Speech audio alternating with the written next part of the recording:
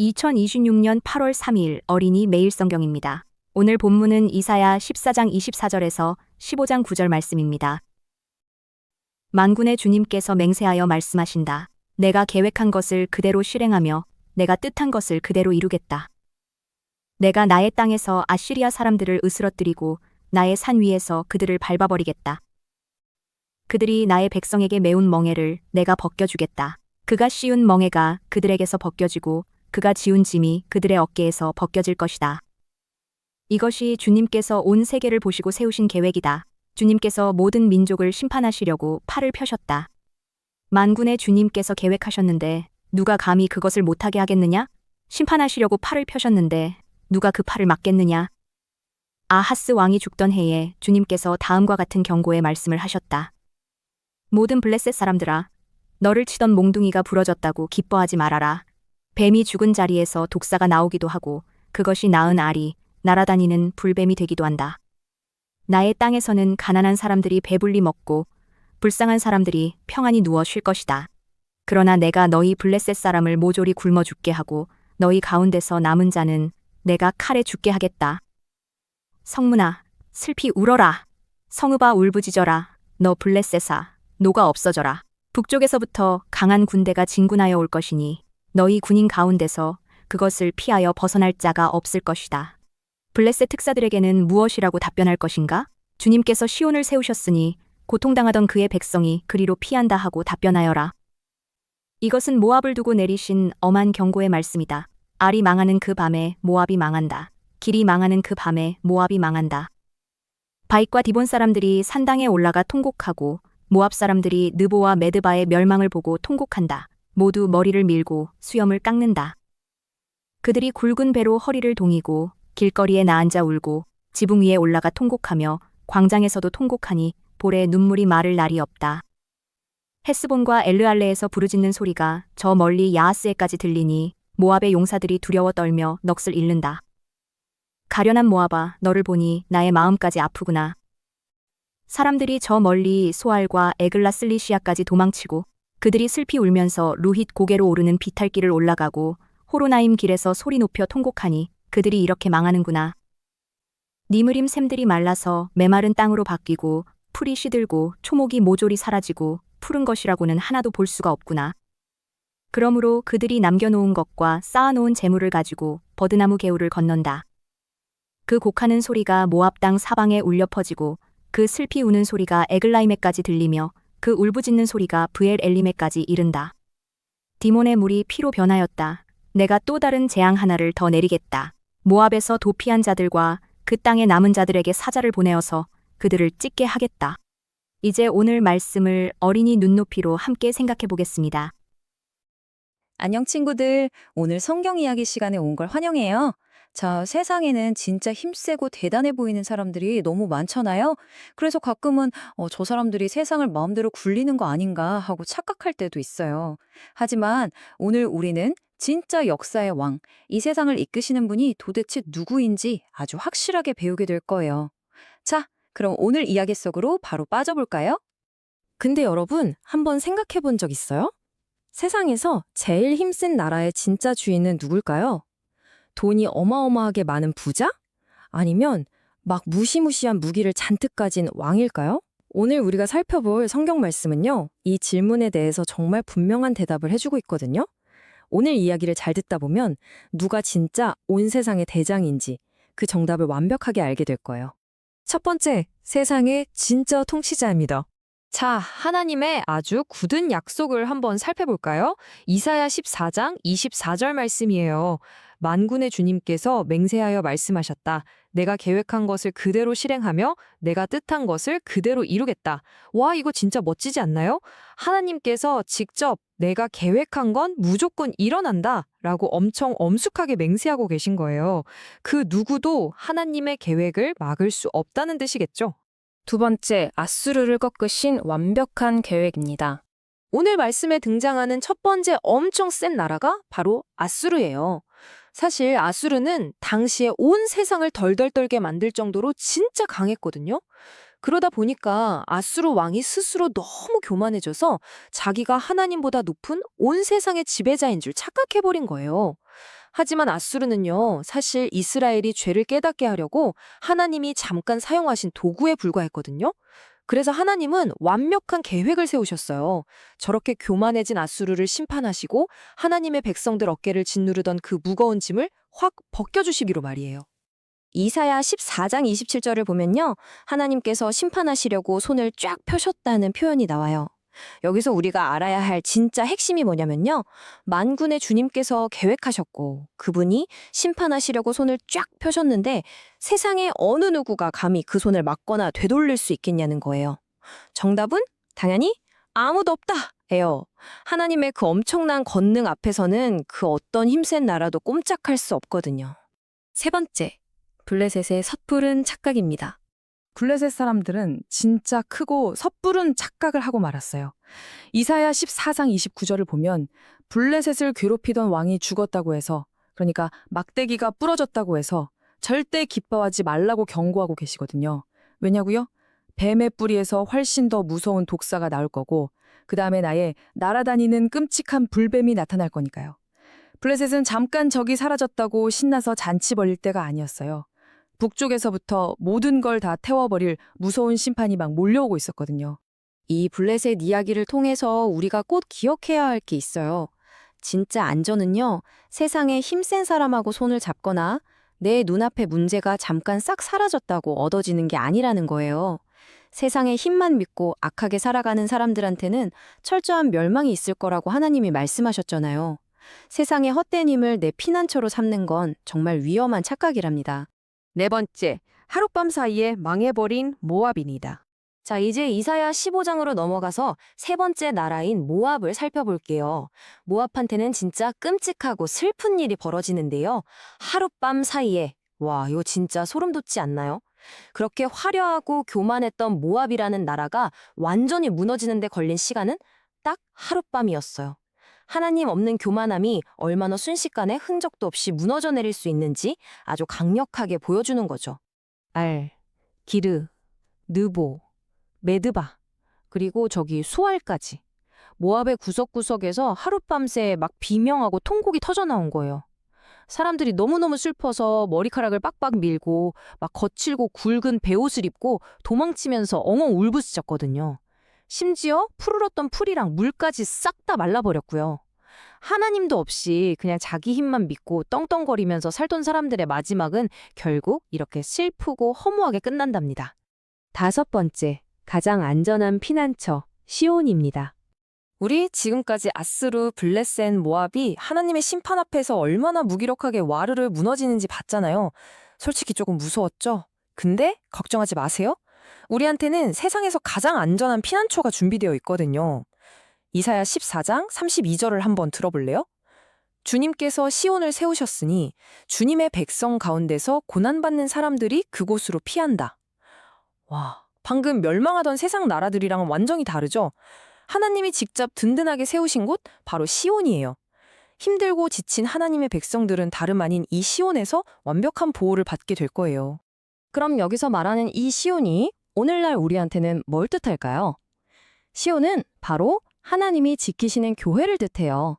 하나님께서는 세상 그 어떤 곳에서도 당신의 백성들이 모인 이 교회와 성도들을 확실하게 지켜주세요. 내 작은 문제 하나 해결해 보겠다고 세상에 힘센 사람을 찾아다닐 필요가 전혀 없다는 거죠. 우리가 회개하고 하나님 품에, 즉 하나님이 세우신 아주 든든한 바위 같은 교회 안에 찰싹 붙어 있기만 하면 그 어떤 악당도 우리를 넘어뜨릴 수 없답니다. 자, 이제 친구들 스스로한테 한번 이 질문을 던져보세요. 나는 도대체 누구를 믿고 의지할 건가? 하룻밤새 무너져 내릴 세상의 그 헛된 힘을 믿을 건가요? 아니면 영원하고 완벽한 계획으로 온 세상을 다스리시면서 우리를 위해 가장 안전한 시온을 세우신 하나님을 믿을 건가요? 우리 친구들 모두가 든든한 반석이신 하나님만을 나의 피난처로 꽉 붙잡는 정말 멋진 믿음의 사람들이 되기를 바랄게요. 자, 오늘 말씀 이야기는 여기까지입니다. 매일매일 하나님 안에서 씩씩하게 승리하세요. 안녕! 이어서 오늘의 성경 읽기입니다. 이사야 21장에서 23장 말씀입니다. 이것은 해변 광야를 두고 하신 엄한 경고의 말씀이다. 남쪽 광야에서 불어오는 회오리 바람처럼 침략자가 광야에서 쳐들어온다. 저 무서운 땅에서 몰아쳐온다. 나는 끔찍한 계시를 보았다. 배신하는 자가 배신하고 파괴하는 자가 파괴한다.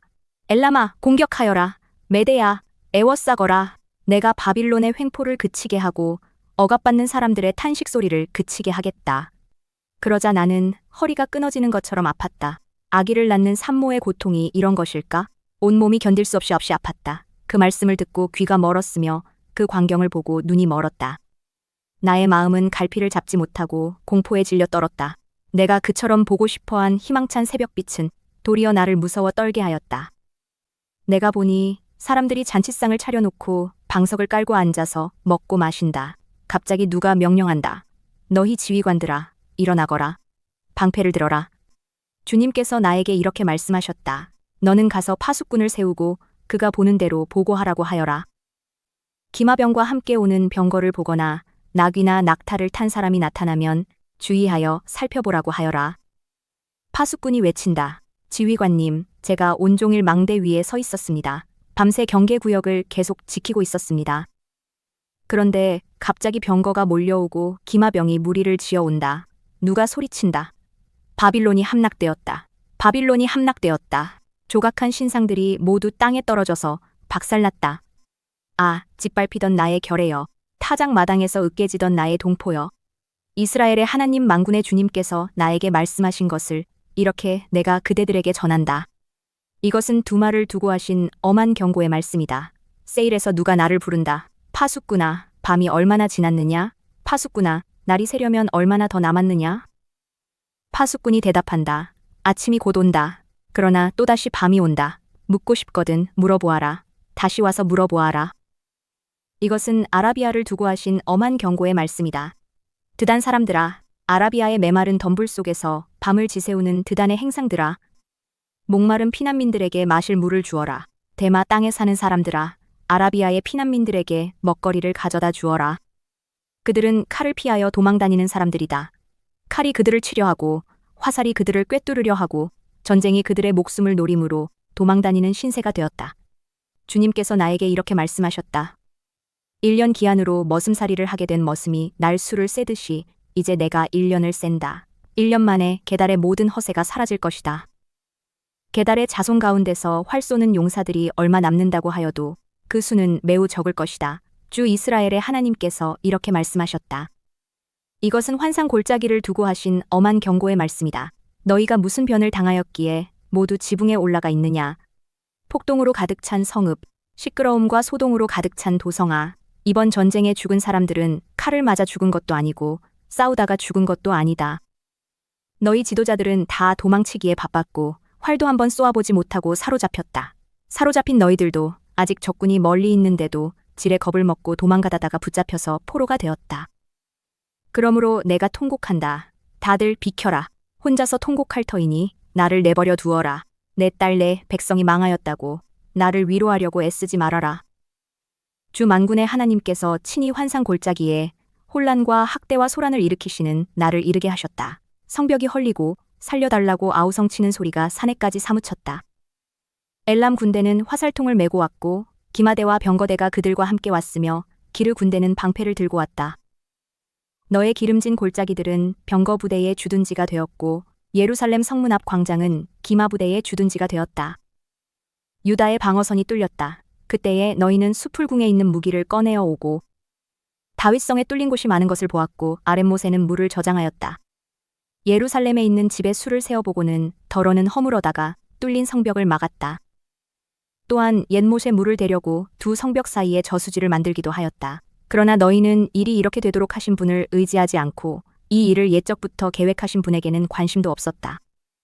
그날에 주 만군의 하나님께서 너희에게 통곡하고 슬피 울라고 하셨다. 머리털을 밀고 상복을 몸에 두르라고 하셨다. 그런데 너희가 어떻게 하였느냐? 너희는 오히려 흥청망청 소를 잡고 양을 잡고 고기를 먹고 포도주를 마시며 내일 죽을 것이니 오늘은 먹고 마시자 하였다. 그래서 만군의 주님께서 나의 귀에 대고 말씀하셨다. 이 죄는 너희가 죽기까지 용서받지 못한다. 주 만군의 하나님께서 이렇게 말씀하셨다. 주 만군의 하나님께서 이렇게 말씀하신다. 너는 궁중의 일을 책임진 총책임자 셈나에게 가서 나의 말을 전하여라. 네가 이곳과 무슨 상관이 있기에, 이곳에 누가 있기에, 여기에다 너의 무덤을 팠느냐? 높은 곳에 무덤을 파는 자야. 바위에 누울 자리를 쪼아내는 자야. 그렇다. 너는 권세가 있는 자다. 그러나 주님께서 너를 단단히 묶어서 너를 세차게 내던지신다. 너를 공처럼 둥글게 말아서 넓고 아득한 땅으로 굴려버리신다. 네가 거기에서 죽을 것이다. 네가 자랑하던 그 화려한 병거들 옆에서 네가 죽을 것이다. 그리하여 너는 너의 상전의 집에 수치거리가 될 것이다. 내가 너를 너의 관직에서 쫓아내겠다. 그가 너를 그 높은 자리에서 끌어내릴 것이다. 그날이 오면 내가 힐기야의 아들인 나의 종 엘리야김을 불러서 너의 관복을 그에게 입히고 너의 띠를 그에게 띠게 하고 너의 권력을 그의 손에 맡길 것이니 그가 예루살렘에 사는 사람들과 유다 집안의 아버지가 될 것이다.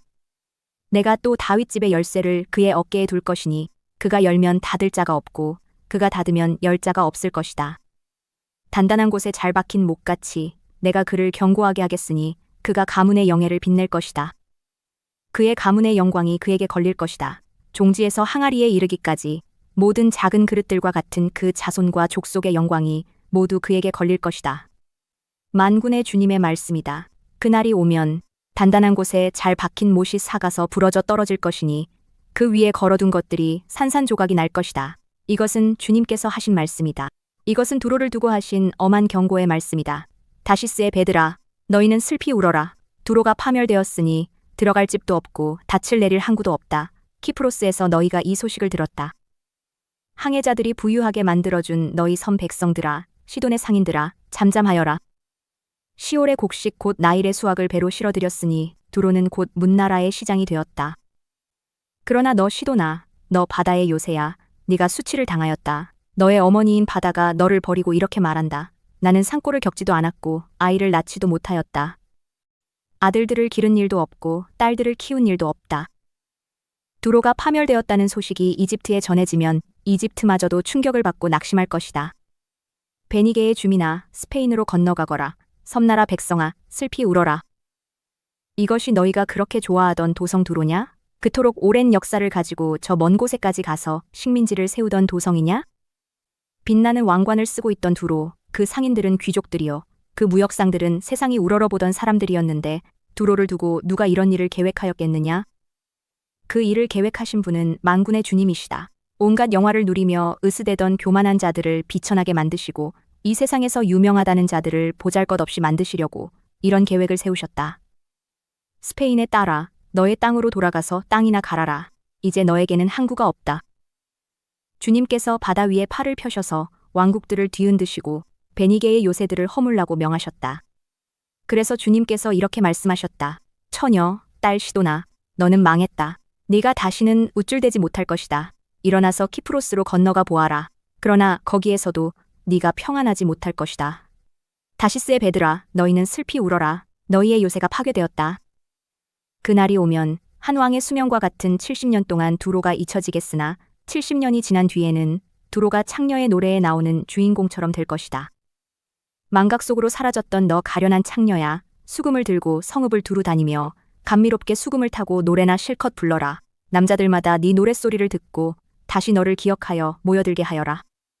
70년이 지나가면 주님께서 두로를 돌보아 주셔서 옛날처럼 다시 해상무역을 하게 하실 것이다. 그때의 두로는 다시 제 몸을 팔아서 땅 위에 있는 세상의 모든 나라의 돈을 끌어들일 것이다. 그러나 두로가 장사를 해서 벌어들인 소득은 주님의 몫이 될 것이다. 두로가 제 몫으로 간직하거나 쌓아두지 못할 것이다. 주님을 섬기며 사는 사람들이 두로가 벌어놓은 것으로 배불리 먹을 양식과 좋은 옷감을 살 것이다. 이제 5분 동안 눈을 감고 하나님께 마음을 이야기해 보세요. 예수님이 살아계신 것을 믿으며 오늘도 용기 있게 살게 해달라고 기도해요.